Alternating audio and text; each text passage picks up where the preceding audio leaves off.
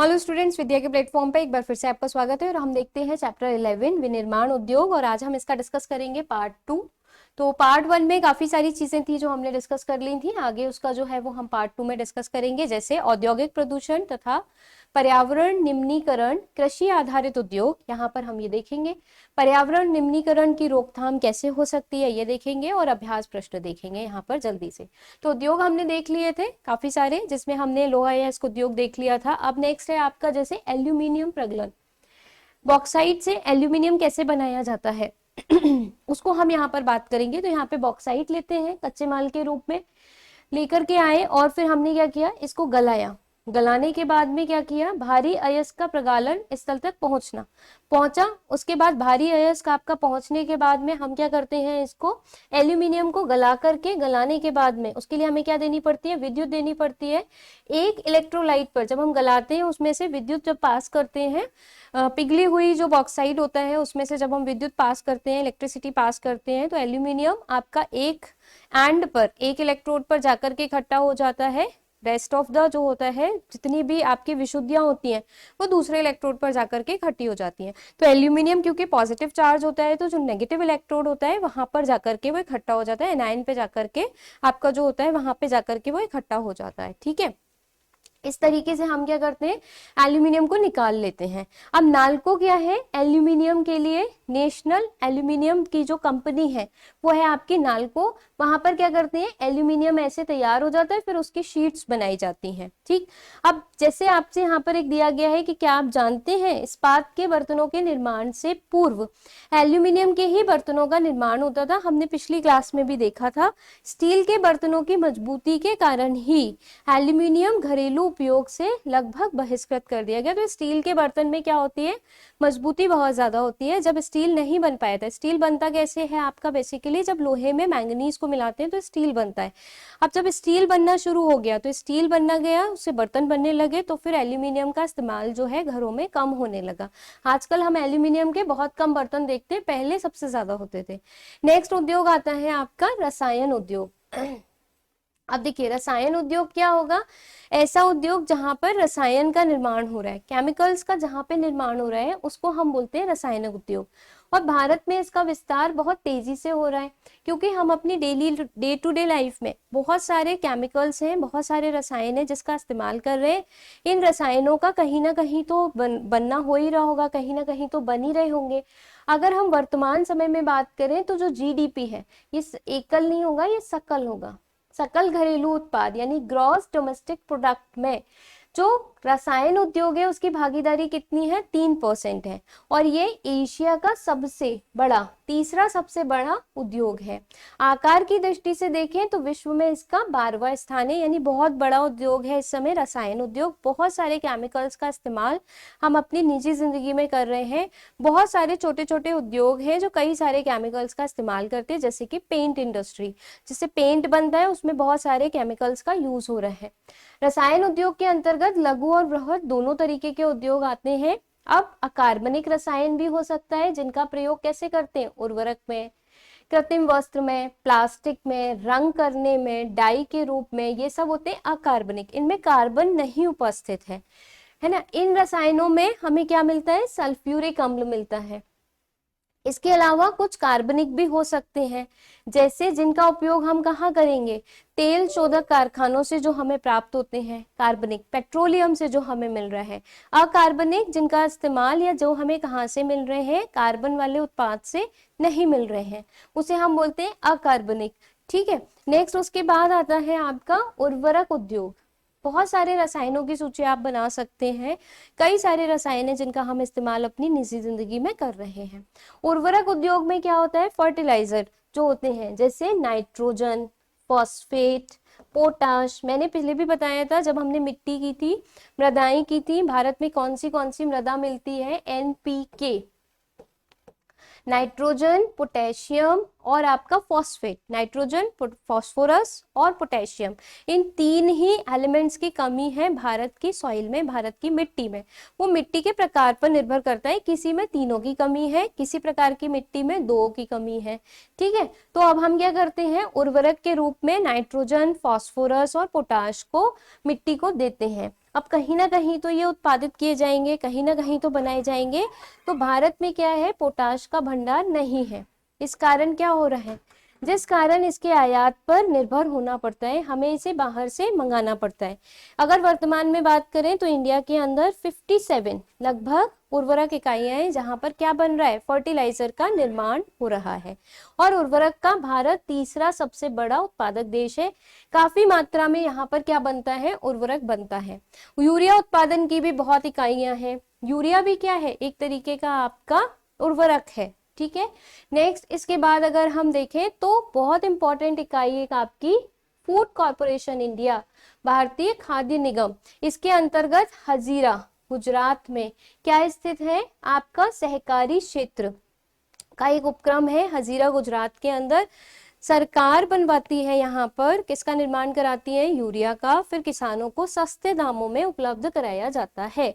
अब उर्वरक का इतना इस्तेमाल क्यों हुआ, तो हरित क्रांति जब हमारे यहाँ पर आई, हरित क्रांति जब हमारे यहाँ पर आई, कब आई, लगभग 1965 के आसपास। क्यों आई, क्योंकि भारत में खाने का जो आपका अनाज था उसकी बहुत कमी हो गई थी। विदेशों से हमें वो आयात करना पड़ रहा था, जिसके लिए हमें बहुत सारा पैसा देना पड़ता था।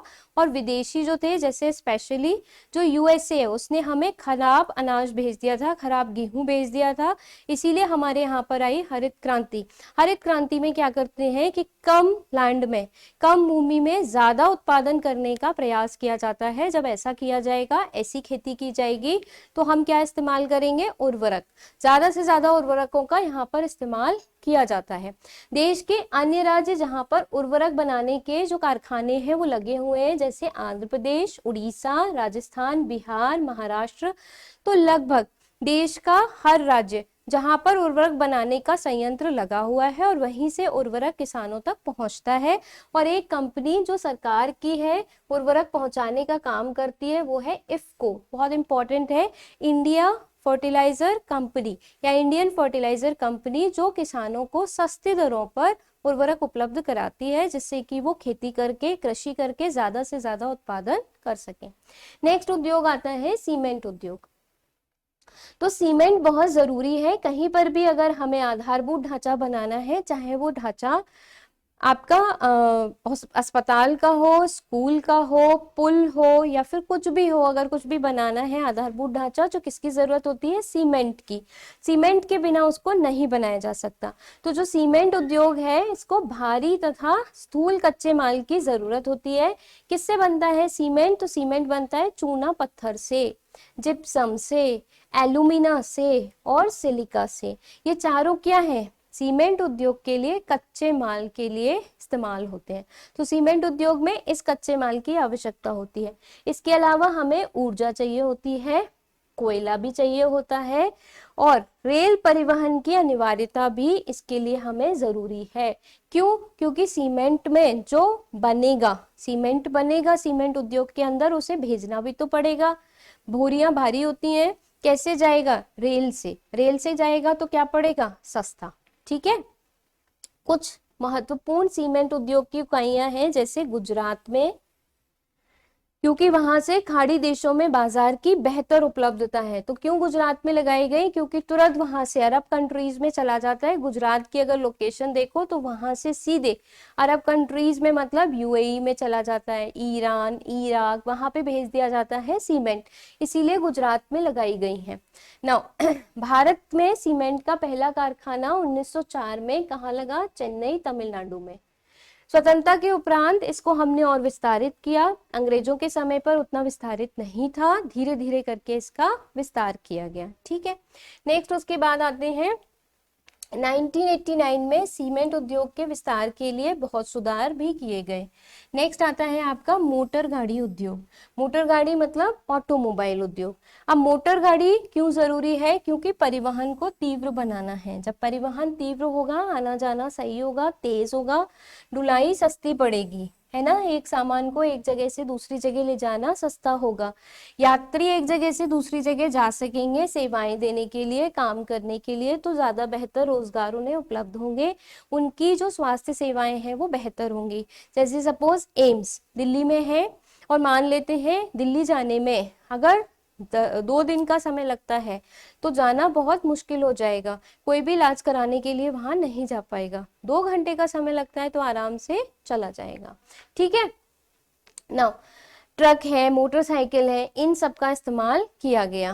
नेक्स्ट, हमारे यहाँ पर जब उदारीकरण आया, कब? 1999 के आसपास जब हमने उदारीकरण की नीति अपनाई, उस समय पर हमारे यहाँ पर बहुत मोटर गाड़ी उद्योग लगाए गए, बहुत सारी कंपनियां आई। जैसे कहाँ कहाँ पर आई? गुड़गांव, दिल्ली, मुंबई, पुणे, कोलकाता, चेन्नई, इंदौर, बंगलुरु, इन सब में हमने लगाए ऑटोमोबाइल के इंडस्ट्री, मोटर गाड़ी बनाने के उद्योग। आप बहुत सारी कारें देखते हैं, टाटा की है, हुंडई की है, होंडा की है, ये सब हमें कहाँ पर? नेक्सॉन है एक आपकी, और भी बहुत सारी हैं, स्कूटी है, कार है, बाइक्स हैं, ये सब हमारे कहाँ बन रही है? भारत में बन रही हैं, अलग अलग जगह पर। नेक्स्ट उद्योग आता है सूचना प्रौद्योगिकी तथा इलेक्ट्रॉनिक उद्योग।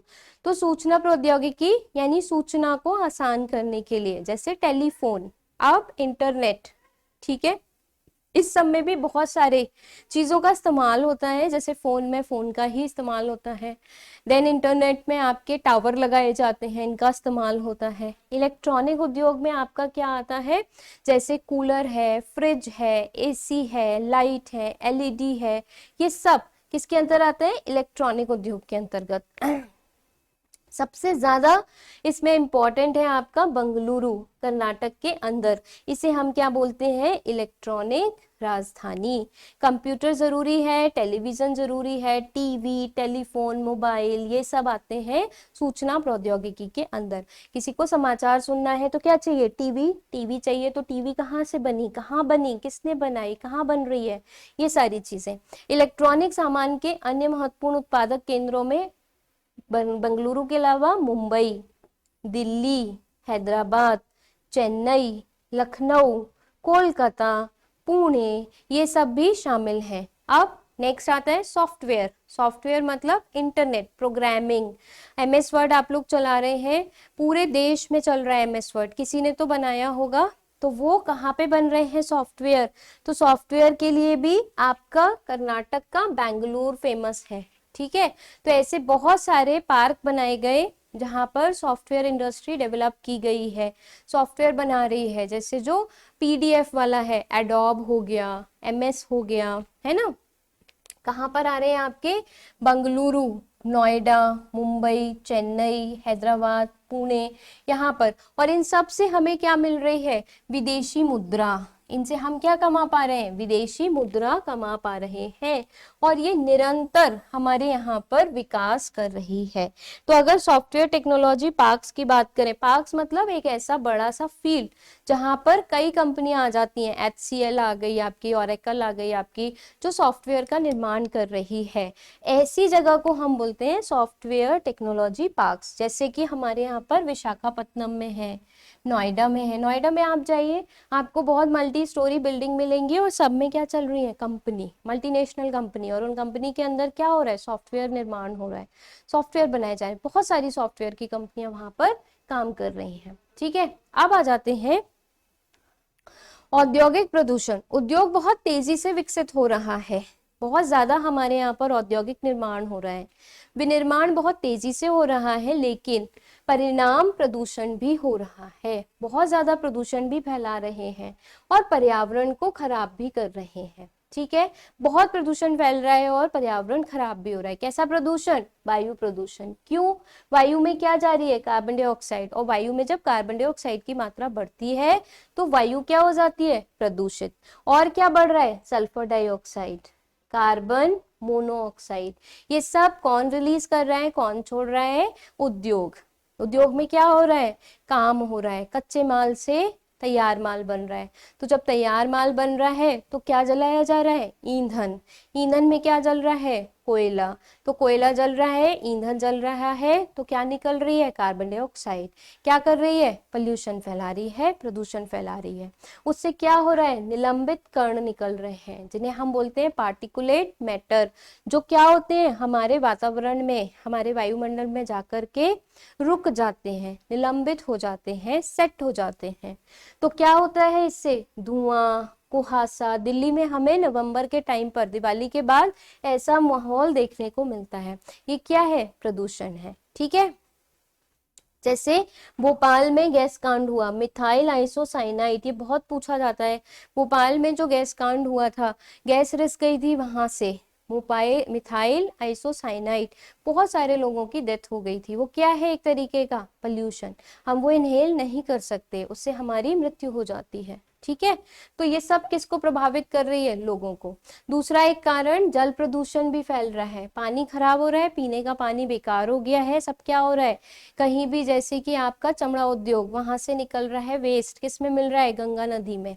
आप लोगों ने बहुत सुना होगा। और क्या कर रहा है? कीटनाशक उद्योग से निकल रहा है, उर्वरक से निकल रहा है, प्लास्टिक उद्योग से निकल रहा है, प्लास्टिक जमा हो रही है गंगा में, इकट्ठी होती चली जा रही है। तो क्या कर रही है? जल को प्रदूषित कर रही है। देखो ये है आपका ताजमहल और यमुना नदी, ये पूरी तरीके से यहाँ पर कितना कचरा जमा हो गया है। ठीक है। तो ये क्या कर रही है? जल को प्रदूषित कर रही है। फिर आता है तापीय प्रदूषण। तापीय प्रदूषण क्या होता है? कि जब ताप बहुत ज्यादा बढ़ जाए, टेम्परेचर बहुत ज्यादा बढ़ जाए, किसका? कारखानों, ताप विद्युत ग्रहों से गर्म जल निकलता है, और ये गर्म जल कहाँ जाता है? नदियों में, तालाबों में छोड़ दिया जाता है। उससे क्या होता है? नदियों तालाबों का तापमान बढ़ जाता है, और इसे हम क्या कहते हैं? तापीय प्रदूषण कहते हैं। इससे क्या होता है? तापमान बढ़ जाता है तो जल में पाई जाने वाले जीव मर जाते हैं, वनस्पति नष्ट हो जाती है। तो क्या है ये? तापीय प्रदूषण। और परमाणु ऊर्जा संयंत्र से अगर अपशिष्ट निकले, परमाणु ऊर्जा संयंत्र याद हो, हमने देखा था, जहां पर यूरेनियम का इस्तेमाल कर रहे हैं, थोरियम का इस्तेमाल कर रहे हैं, इनसे अगर निकल रहा है अपशिष्ट, तो क्या हो जाता है? कैंसर। और कैंसर की वजह से मृत्यु हो जाती है, असमय डिलीवरी हो जाती है, प्रसव हो जाता है, जन्मजात विकारयुक्त रोग हो जाते हैं, बहुत सारे रोग हो जाते हैं, जिससे कि बच्चा जन्म से ही विकारों से घिर जाता है। ठीक है। ये मृदा को भी प्रदूषित करते हैं, जल को भी प्रदूषित करते हैं। नेक्स्ट आता है ध्वनि प्रदूषण। जहाँ इंडस्ट्री चलती है, जहाँ उद्योग चलता है, बहुत तेज आवाज आती है, मशीनें चलती हैं, बहुत तेज आवाज आती है। क्या हमारे कानों को अच्छा लगता है? नहीं, हमें मानसिक तनाव होता है। मानसिक तनाव होता है, उत्तेजना पैदा होती है, हमारी सुनने की क्षमता कम हो जाती है। ये क्या फैला रही है? ध्वनि प्रदूषण। ठीक है। अब आ रहा है कि इसकी रोकथाम करी कैसे जाए। पर्यावरण बहुत निम्नीकरण होता जा रहा है, प्रदूषण फैल रहा है, उद्योग बढ़ रहे हैं, प्रदूषण दिन पर दिन बढ़ता चला जा रहा है, पर्यावरण खराब हो रहा है, नष्ट हो रहा है। तो अब इसको हम बचाएं कैसे, कैसे रोकथाम की जाए? तो बहुत सारे तरीके हैं। जैसे पहला, वर्षा जल संग्रहण पर निर्भरता को बढ़ाना। हम अगर जल का संग्रहण करना है तो वर्षा जल संग्रहण हमें बढ़ाना पड़ेगा, क्योंकि जल पर्यावरण का एक हिस्सा है। दूसरा, नदियों, तालाबों, अन्य जल स्रोतों में उद्योगों के गर्म पानी को जाने से हमें रोकना होगा। जो भी उद्योगों से अपशिष्ट निकल रहा है, उसको किसी नदी में डालने से पहले उसका क्या कर लिया जाए? शोधन, उसको प्यूरिफाई कर दिया जाए, फिर डाला जाए। देन उसके बाद जो भी विनिर्माण हो रहा है, जल का उपयोग कम से कम किया जाए, और जल को 2 से 3 बार दोबारा इस्तेमाल किया जाए, यानी रिसाइकल और रीयूज करने की हमें उद्योगों में उसको जरूरत है। किसकी? पानी की, नहीं तो पानी खत्म हो जाएगा। फिर उसके बाद आता है भूमिगत जल स्तर जो कम हो रहा है, उसको बनाने की जरूरत है, उसको सही करने की जरूरत है। जो ज्यादा भूमिगत जल निकाल रहा है उद्योग, उसको रोकना चाहिए, उसे बैन करना चाहिए। ठीक है।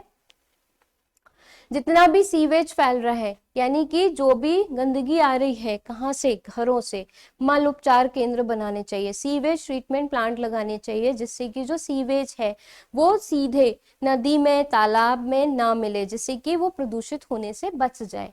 अब नेक्स्ट आता है राष्ट्रीय ताप विद्युत गृह ने एक बहुत अच्छा इनिशिएटिव लिया और एक अच्छा मार्ग इन्होंने दिखाया।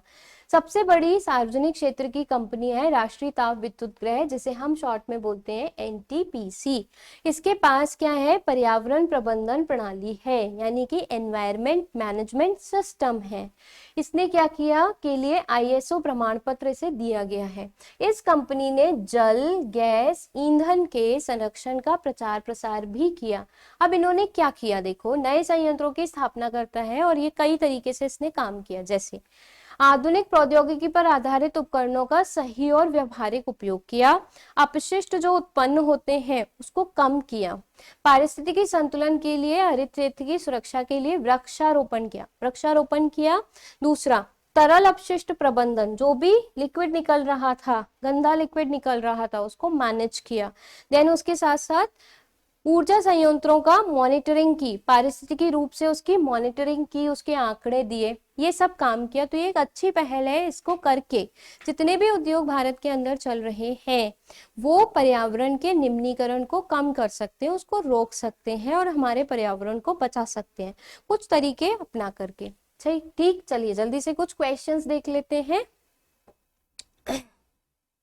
हाँ, कौन सा खनिज आधारित उद्योग है, सीमेंट। खनिज आधारित, चीनी नहीं है, सूती वस्त्र नहीं है, जूट नहीं है। कौन सा एक आधारभूत उद्योग है, लोहा और इस्पात। हमने देखा था आधारभूत उद्योग कौन से होते हैं और उपभोक्ता उद्योग कौन से होते हैं। सूती वस्त्र उद्योग का कच्चा माल क्या है, कपास। निम्नलिखित में से कौन सा नगर भारत की इलेक्ट्रॉनिक राजधानी, अभी देखा जस्ट हमने, बेंगलुरु। किस राज्य में सर्वाधिक जूट मिलें स्थित है, पश्चिम बंगाल में। निम्न में से किस क्षेत्र में उद्योगों की स्थापना का उद्देश्य क्षेत्रीय असमानताओं को कम करना था, तो जनजातीय क्षेत्र में लगाएंगे तो क्षेत्रीय असमानता कम होगी, पिछड़े क्षेत्र में लगाएंगे तो कम होगी। नेक्स्ट, उद्योगों की स्थापना निम्न में से किसकी उपलब्धता से प्रभावित होती है, तो सबसे, कच्चा माल से भी, शक्ति के साधन से भी, श्रमिकों से भी। पेट्रो रसायन क्या बनाने में प्रयुक्त होते हैं, सब में। कृत्रिम वस्त्र उद्योग भी बनता है, प्लास्टिक भी बनती है उससे और रबर भी बनती है उससे। ठीक, इसके बाद किसी उद्योग की अवस्थिति का निर्धारण उसकी न्यूनतम उत्पादन लागत से करते हैं। इसके बाद कृषि आधारित उद्योग सभी हैं, पटसन भी है, रबर भी है, रेशम उद्योग भी है। चाय, कॉफी और वनस्पति तेल उद्योग कैसे उद्योग है, कृषि आधारित, खनिज पे नहीं निर्भर है। टिस्को, बजाज ऑटो लिमिटेड, डाबर कैसे हैं, निजी क्षेत्र के उद्योग। हमने क्या देखा था, सार्वजनिक क्षेत्र के, निजी क्षेत्र के, दोनों के मिलाकर के, सहकारी भी देखे थे। देश का अकेला उद्योग है जो कच्चे माल से उच्चतम अतिरिक्त मूल्य उत्पाद तक की श्रृंखला में परिपूर्ण और आत्मनिर्भर है, वस्त्र उद्योग। कुछ भी हमें बाहर से नहीं लेना पड़ता है, सब कुछ हमारे पास में वस्त्र उद्योग में मौजूद है। पहला सूती वस्त्र उद्योग 1854 में कहाँ लगा, मुंबई में। पटसन और पटसन निर्मित सामान का सबसे बड़ा निर्यातक देश कौन सा है, बांग्लादेश, पूर्वी पाकिस्तान। भारत का चीनी उत्पादन में विश्व में कौन सा स्थान है, दूसरा। गुड़ और खांडसारी में पहला स्थान भारत का है। चीनी मिलों का 7% किन राज्यों में है, उत्तर प्रदेश और बिहार। महाराष्ट्र में भी आपकी अच्छी खासी चीनी मिलें हैं, बट उत्तर प्रदेश बिहार में बहुत ज्यादा है। यहाँ से शुरू हो जाते हैं आपके लघु उत्तरीय प्रश्न, बहुत सिंपल है, एक बार आप लोग देख लेंगे। आज हम इतना ही रखते हैं, आगे का चैप्टर नेक्स्ट उसमें डिस्कस करेंगे। Thank you so much.